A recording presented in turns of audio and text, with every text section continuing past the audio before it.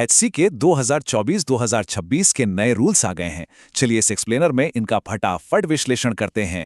सबसे पहली बात, प्रतिबंधित चीजों पर एकदम जीरो टॉलरेंस पॉलिसी है।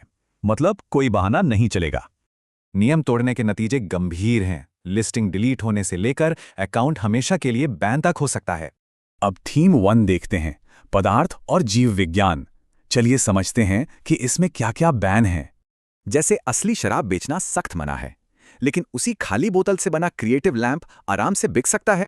हाथी दांत जैसी लुप्तप्राय चीजें बैन हैं, पर हाँ, आम लेदर का वॉलेट या बेल्ट बेचना एकदम अलाउड है। बढ़ते हैं थीम 2 पर, खतरा, नफरत और हिंसा। सेफ्टी के नजरिए से ये बहुत ही सेंसिटिव मामला है। लड़ने वाले हथियार यहाँ बिल्कुल बैन हैं, लेकिन खाना पकाने वाले किचन के चाकू पूरी तरह अलाउड है। नफरत फैलाने वाली चीजें सख्त मना है, हालांकि सही संदर्भ में पेश किए गए धार्मिक प्रतीक मान्य होते हैं। हिंसा को बढ़ावा देने वाले पोस्टर बैन हैं, लेकिन प्रथम विश्व युद्ध जैसी ऐतिहासिक चीजें बेची जा सकती हैं। अब आते हैं थीम 3 पर, धोखाधड़ी, सीमाएं और नग्नता। ये अंतर्राष्ट्रीय कानूनों और सेंसिटिव मीडिया के बारे में है। नाइकी जैसे ब्रांड्स की नकली कॉपी बिल्कुल नहीं चलेगी। हमें हमेशा ओरिजिनल और हैंडमेड प्रोडक्ट ही सेल करने चाहिए। अश्लीलता बैन है, पर कलात्मक नग्नता अलाउड है। बस थंबनेल को ब्लर रखें और मैच्योर टैग जरूर लगाएं। इंटरनेशनल शिपिंग में डबल जिम्मेदारी होती है। विक्रेता और खरीदार दोनों देशों के कानूनों का पालन करना मस्ट है।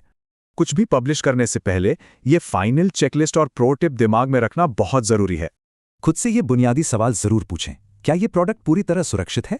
क्या ये लीगल और ओरिजिनल है?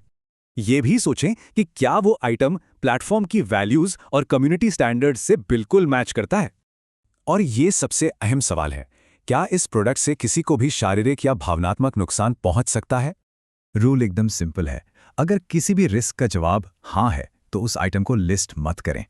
अंत में सोचिए, क्या एक रिस्की लिस्टिंग के लिए अपना पूरा बिजनेस दांव पे लगाना सच में समझदारी है?